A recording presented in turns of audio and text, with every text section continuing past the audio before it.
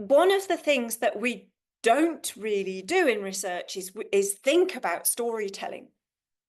And most stories follow very, very clear structures. So telling stories is the way human beings have passed on information and knowledge and understanding over millennia. So there are stories that have been around for millennia and that we still tell each other. It is an exceptionally good way to communicate because a good story is memorable. And that is exactly what you want. If you think about other researchers reading maybe 20 papers, or if you're writing a grant proposal as well, the reviewers might have to read 10 different proposals.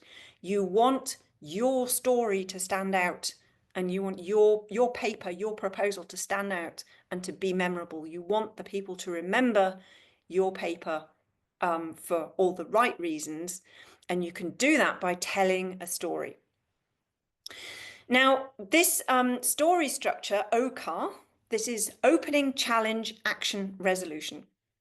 This is the most common story structure. If, like me, you like action movies, you can pick any kind of action movie that you can think of. It will probably follow this structure. So there will be an opening, what the story is about, and providing the context, what the reader needs to know to understand the story.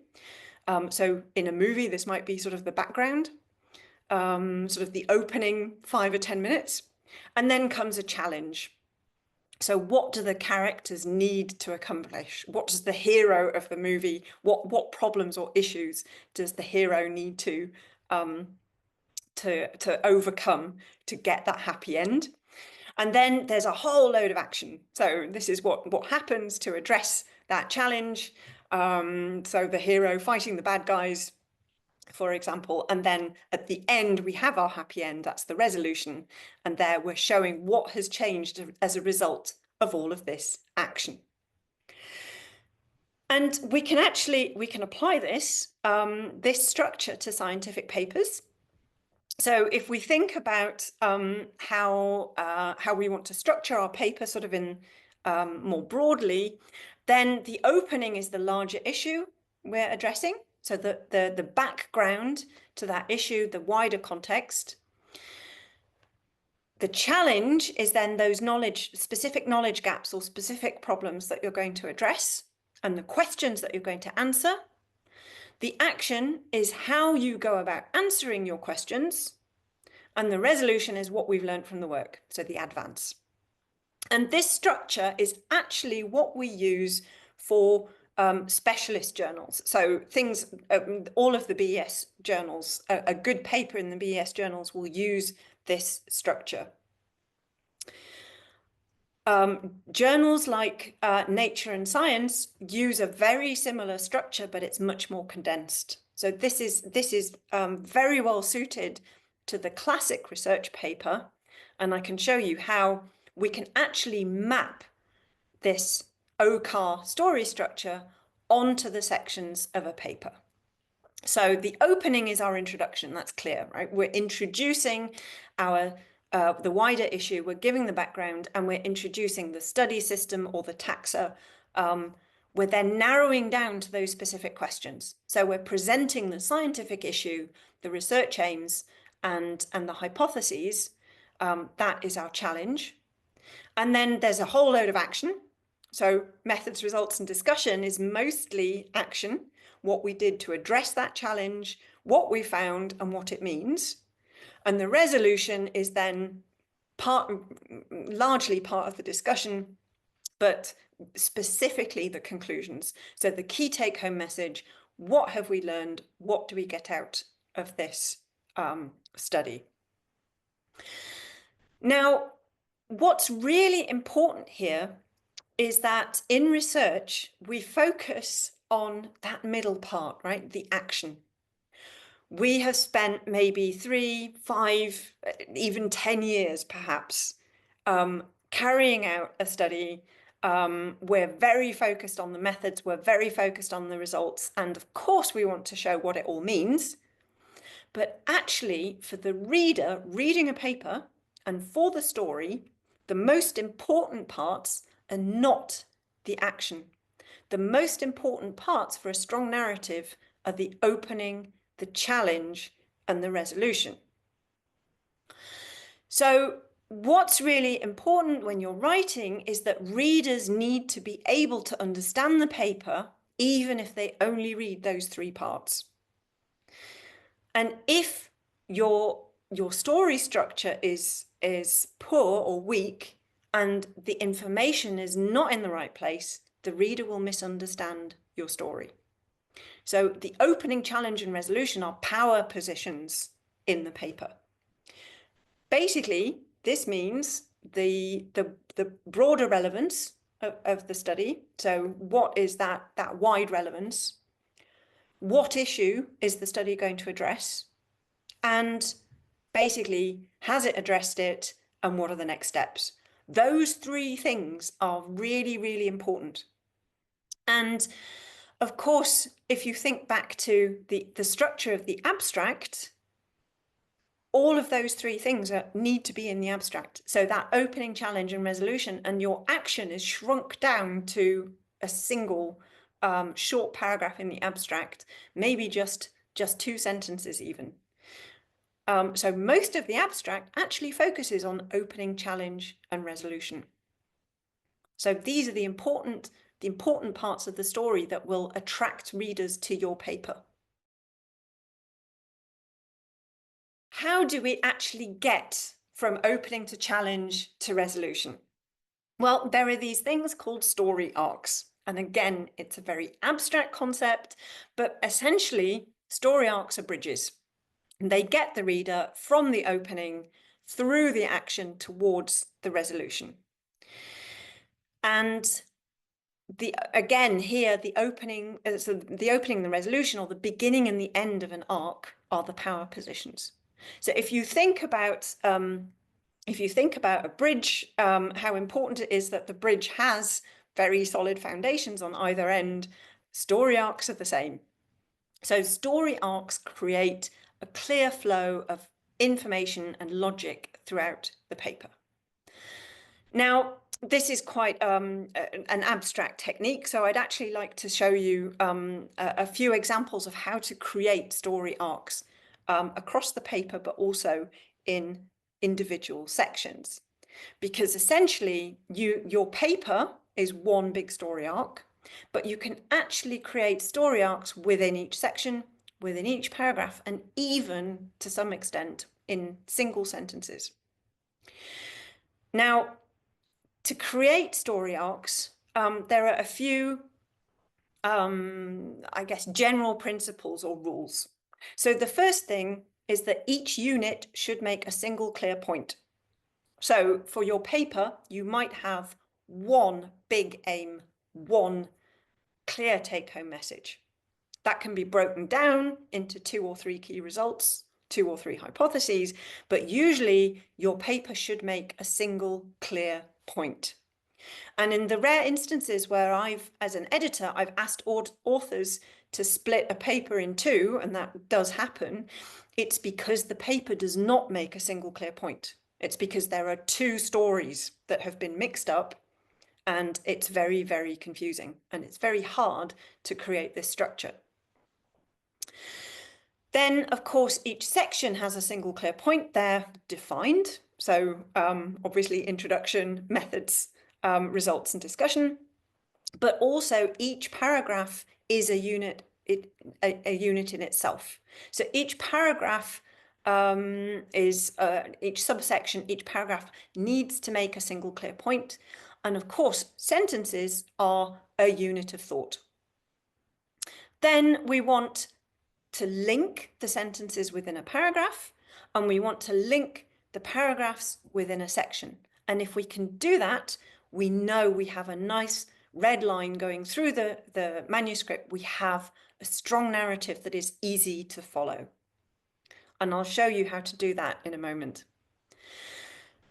Having these story arcs and thinking about these links between sentences within paragraphs and paragraphs within a section helps us identify extra material that breaks the arcs.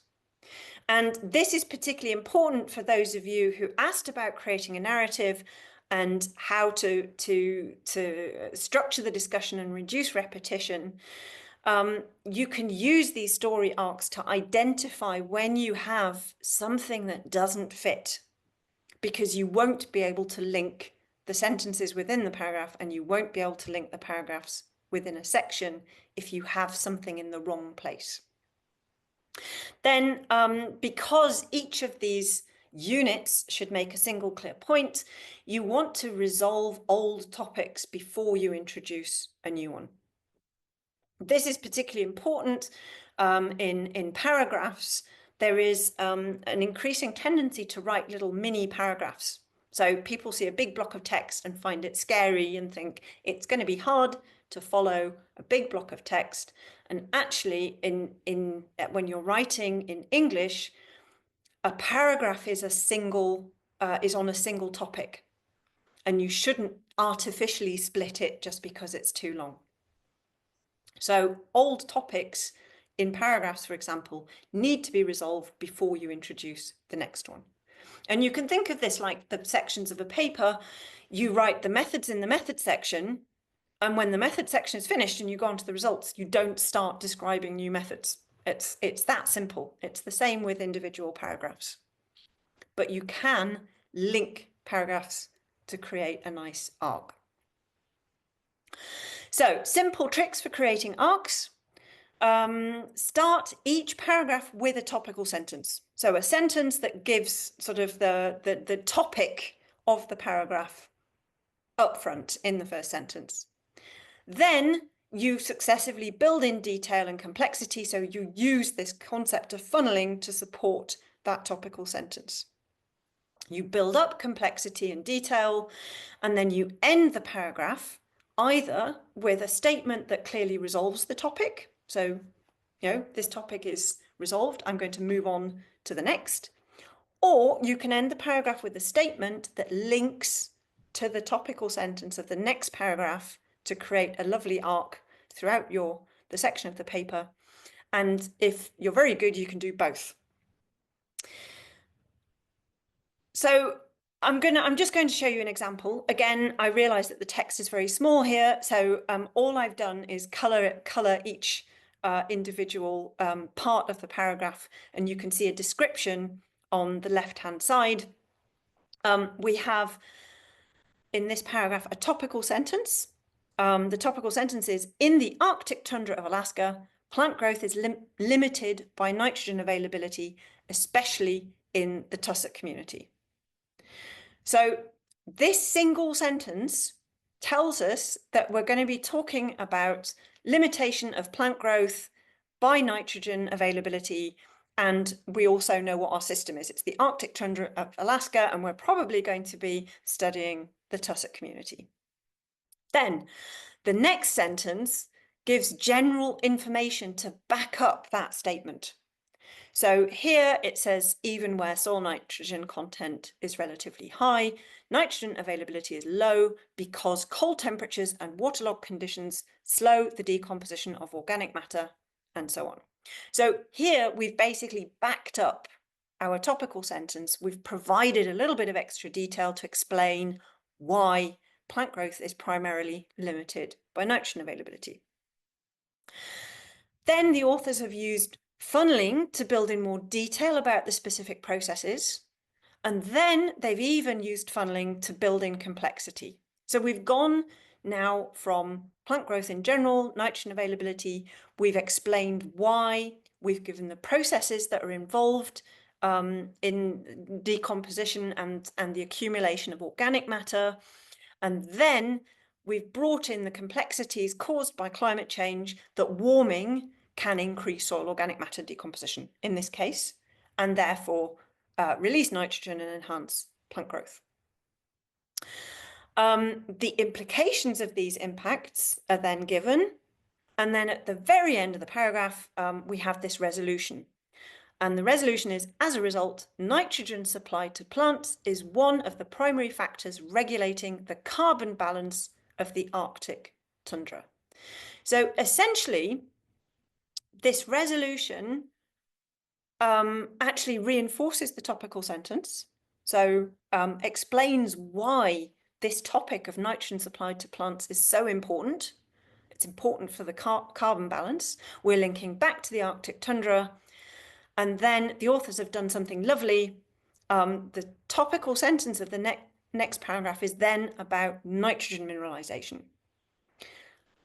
So they say net nitrogen mineralization has been considered to be the principal control on plant nitrogen availability. So what they've done here is that they've started a new topic, nitrogen mineralization, but they've linked it to this concept of the first paragraph, which is plant nitrogen availability. So this is a really lovely, very complicated text, actually, or a lot of different concepts are introduced within one paragraph, but they're very clearly linked. And the whole paragraph is funneled nicely, it's resolved, and then it links to the next paragraph, in this case, of the introduction. So this is a nice example of really strong arcs and how to create these really strong arcs within a paragraph using this funneling technique.